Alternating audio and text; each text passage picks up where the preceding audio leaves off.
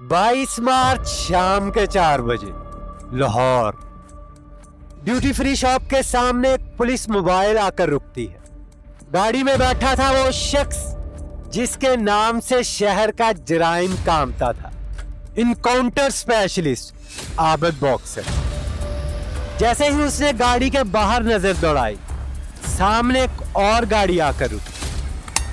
काले शीशों के पीछे बैठा था लाहौर का सबसे खतरनाक आदमी जिसे पुलिस बरसों से ढूंढ रही है, आतिफ चौधरी, एमएसएफ का साबिक लीडर, मगर अब शहर का सबसे बदनाम इश्तिहार है। 4 दिन, 4 पुलिस मुकाबले, 25 से जायद कत्ल, 100 से ज्यादा संगीन मुकदमात और इतना असर कि फिल्म इंडस्ट्री से जग्गा टैक्स लेता।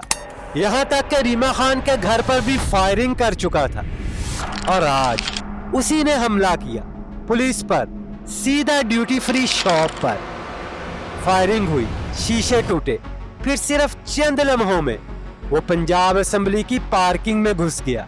गाड़ी छीनी, पुलिस के नाके तोड़ता हुआ माल रोड, फिर कैनाल रोड और आखिरकार कसूर की तरफ फरार हो गया। लेकिन ये सब कुछ अचानक नहीं था।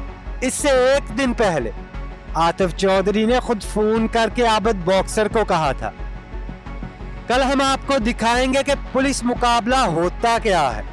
अगर हिम्मत है तो ड्यूटी पर आइए। और वो आया, खुलेआम, शहर के बीचों बीच, जैसे कानून सिर्फ एक तमाशा ही हो और लाहौर उसका मैदान जंग। दोस्तों, ये फिल्म नहीं थी, ये आतिफ चौधरी की वापसी थी। मगर सवाल ये है, ये सब कुछ करने वाला, ये हमले, ये खौफ, ये फरार, आतिफ चौधरी था कौन? ये कहानी शुरू होती है लाहौर के दरवाजे लोहारी गेट से, तंगो तारीख गलियों वाला इलाका। यही अनारकली के बानो बाजार में एक पुरानी किताबों की दुकान थी। अफजाल चौधरी, एक सादा सा इंसान जो पुरानी किताबें बेचता था और जिंदगी के 2 बड़े फैसले कर चुका था। 2 शादियां, पहली बीवी से एक बेटा हुआ, आतिफ चौधरी। आतिफ एक गरीब घराने में पैदा हुआ, माँ के साथ रहता, बाप की दुकान पर हाथ बिठाता। लेकिन अंदर से उसका दिल लाहौर के राज का ख्वाब देखता था। उसका बचपन आम था, मगर इर्द गिर्द के माहौल ने उसे गैर मामूली बना दिया। वो इलाका ही कुछ ऐसा था जहां हर दूसरी गली से कोई मोस्ट वांटेड निकलता। शालू, बिल्ला चमकती तलवार, शफीक बाबा, हनीफ बाबा, बिल्ला शकूरे वाला, ये सिर्फ नाम नहीं, इलाके के बच्चों की जुबान पर अजमत की अलामतें बन चुके थे। आतिफ ज्यादा पढ़ा लिखा नहीं था, मुश्किल से 2 या 3 जमातें, मगर फिर भी उसने एमबीए कॉलेज आना जाना शुरू कर दिया। वो स्टूडेंट लीडर तो नहीं था, मगर स्टूडेंट लीडर्स का साथी जरूर बन गया। उसने जराइम का आगाज किया दुकानें और स्टोर लूटने से, मोटरसाइकिलें छीनना और इलाके में धौंस जमाना उसकी शनाख्त बन गई। कुछ बासठ स्टूडेंट लीडर्स जैसे आबिद चौधरी उसके सर पर हाथ रखे हुए, वो उसे प्रोटेक्शन देते और वो उनके लिए काम करता। रफ्ता रफ्ता आतिफ ने इलाके में अपनी धाक बिठा ली। वो अब सिर्फ चोर नहीं था, वो लोगों से जग्गा टैक्स लेने लगा। एक दिन डकैती के जुर्म में उसे किला गुज्जर सिंह थाने में गिरफ्तार कर लिया गया। जेल में उसकी मुलाकात मजहर आगा अमीद और आमिर भट्ट से हुई, जो उस वक्त के मशहूर स्टूडेंट लीडर्स थे और अंदर से एक नया गैंग बनाने की तैयारी कर रहे थे। जेल से रहा होने के बाद उन सब ने मिलकर एक ऐसा गिरोह बनाया जो न सिर्फ लाहौर बल्कि पूरे पंजाब के लिए खतरा बन गया। फिर 1991 आया और वहदत रोड पर आतिफ चौधरी ने पहला कत्ल किया। एक कसाई से जग्गा टैक्स मांगा, इनकार हुआ, फायरिंग हुई और कसाई का गनमैन मारा गया। ये वो लम्हा था जहां आतिफ चौधरी एक आम चोर से कातिल बन गया। फिर उसने पीछे मुड़कर नहीं देखा। पहला कत्ल महज आगाज था, फिर जैसे खून उसकी जुबान बन गया और गोलियां उसके साइन। सोडीवाल का सैफी पहला हदफ बना, जग्गा टैक्स मांगा, इनकार हुआ तो मार दिया। सूतर मंडी की बानो का बेटा नानी और स्टूडेंट लीडर नवाज जट सब उस खामोश कातिल की फहरिस्त में एक एक करके शामिल होते गए। फिल्म इंडस्ट्री जो पहले सिर्फ स्क्रीन पर गुंडागर्दी दिखाती थी, अब उसे हकीकत में झेलने लगी थी। आतिफ चौधरी का गिरोह अब मुनज़्ज़म और शफ़ाक हो चुका था। उसके साथ नदीम पोपा, आगा नुई, आमिर भट्ट, असद प्रिंस और कई और मशहूर नाम शामिल हो चुके थे। फिल्म प्रोड्यूसर, स्टूडियो मालकान और यहाँ तक के मशहूर अदाकार सबको वो महाना देने पर मजबूर करता। एक दिन जब वो एवेन्यू स्टूडियो के सामने से गुजर रहा था, किसी ने कहा ये रीमा खान का घर है। आतिफ ने गाड़ी रुकवाई, बाहर निकला और बगैर एक लफ्ज बोले फायरिंग शुरू कर दी। ये फायरिंग सिर्फ एक दीवार पर नहीं थी, ये ऐलान था कि फिल्म इंडस्ट्री अब उसके इख्तियार में है। जग्गा टैक्स अब सिर्फ दुकानदार नहीं, अदाकार भी देते थे। किसी ने इनकार किया या तो जख्मी हुआ या जिंदा ना बचा। आतिफ के गैंग ने अब सियासत और सड़क दोनों पर कब्जा कर लिया था।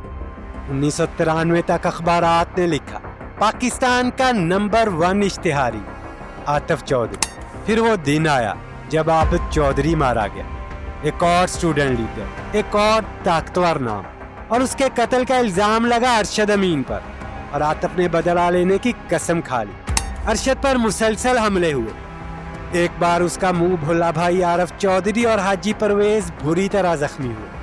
पुलिस के रिकॉर्ड्स में नाम दर्ज होते गए और लाहौर की सड़कें लाशें गिनती गई। रिवाज गार्डन रात के 8 बजे एक प्रोफेसर मंसूर एसपी ऑफिस पहुंचा। कहा मुझे जग्गा टैक्स के लिए धमकाया जा रहा है और आज रात वो यहाँ आएंगे। पुलिस ने एक ट्रैप लगाया। गली के एक बंद दरवाजे के पीछे AK-47 थामे सांस रोके बैठा था इनकाउंटर स्पेशलिस्ट आबिद बॉक्सर। ठीक वक्त पर गाड़ी आकर रुकी। अंदर थे आतिफ चौधरी, आगा नवीद, खालिद हीरा और असद प्रिंस।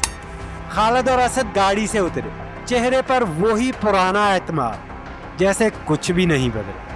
धीरे धीरे वो दरवाजे के करीब आए, एक लम्हा रुके और दस्तक दी। एक आम सी दस्तक जो अब लाहौर के जराइम की अलामत बन चुकी। अगले लम्हे ऊपर से बरस चला। पूरी गोलियां असद प्रिंस के सीने में उतरी। वो लड़खड़ा कर जमीन पर गिरा और वहीं खत्म हो गया। दोस्तों, असद प्रिंस की पूरी स्टोरी हमने प्रीवियस एपिसोड में कवर की है। इंफॉर्मेशन के लिए आप वो देख सकते हैं। खालिद हीरा जख्मी हुआ और गाड़ी में बैठे आतिफ चौधरी और आगा नवीद ने फौरन जवाबी फायरिंग की, लेकिन पुलिस पहले ही पोजीशन ले चुकी थी। फिर भी वो निकलने में कामयाब हो गए। जख्मी खालिद को सर्विस हॉस्पिटल के बाहर छोड़ गए और खुद तेज रफ्तारी से कसूर की तरफ रवाना हो गए।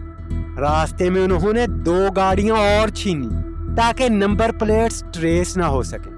लाहौर की पुलिस वायरलेस पर अलर्ट देती रह गई, लेकिन आतिफ चौधरी एक बार फिर निकल गया था। वो जैसे ही कसूर की तरफ निकला, लाहौर को पीछे छोड़ दिया, मगर लाहौर की पुलिस को नहीं। अब वो छुपता फिर रहा था और पुलिस उसे हर कीमत पर ढूंढना चाहती। कुछ दिन बाद खबरें आई आतिफ चौधरी इलाका गैर में छुप गया। वो इलाके जहां ना FIR पहुंचती थी ना वायरलेस, बस स्याह शीशों वाली गाड़ी, फिल्मी अदाकार आए और वही आतिफ चौधरी जो अब कानून से नहीं सिस्टम से ऊपर हो चुका था। फिल्म प्रोड्यूसर खुद उससे मिलने आते, फिल्मों में उसका हिस्सा तय होता और जग्गा टैक्स से वो अपनी सल्तनत चला रहा था।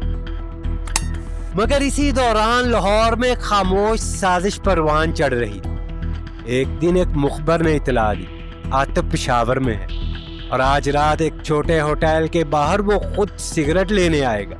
और जब वो सिगरेट लेने रुका, एक खामोश गोली चली। गोलियां खासादारों ने चलाई और पूरा ऑपरेशन किसी और ने मैनेज किया, अरशद अमीन। वही अरशद अमीन जिस पर बरसों पहले आतिफ ने अपने दोस्त का बदला लेने के लिए हमले किए थे। शायद अब बदला वक्त ने ले लिया। आतिफ शदीद जख्मी हुआ, पेशावर हॉस्पिटल मुंतकिल किया गया। जिस्म कमजोर, सांसें भारी, मगर जिंदगी बाकी थी। हुक्म आया मुलजम को लाहौर मुंतकिल किया जाए। जब उसे लाहौर लाया गया, इंटेरोगेशन की तैयारियां हो रही।